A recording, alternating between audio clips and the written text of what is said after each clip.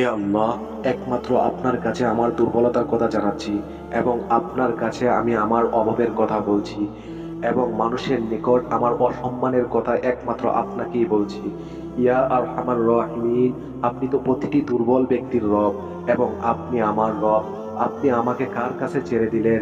এমন অচেনা মানুষের কাছে যারা আমার ক্ষতি করতে চায়, নাকি এমন শত্রুর কাছে যাকে আপনি আমার চেয়ে অধিক শক্তি দিয়েছেন? হে আল্লাহ, যদি আপনি আমার উপর রাগ না করে থাকেন তাহলে এর কিছুতেই আমার যায় আসে না, কিন্তু আশ্রয় পেলে আমার পরিস্থিতি আরেকটু সহনীয় হবে।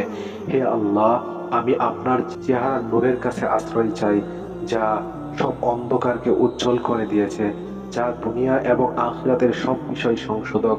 হে আল্লাহ, আপনার রাগ এবং অসন্তুষ্টি থেকে আমি রেহাই চাই। হে আল্লাহ, সব কাজেই আপনাকে খুশি করার জন্য করা, এবং আপনি ছাড়া কোনো শক্তি নেই, কোনো ক্ষমতা নেই।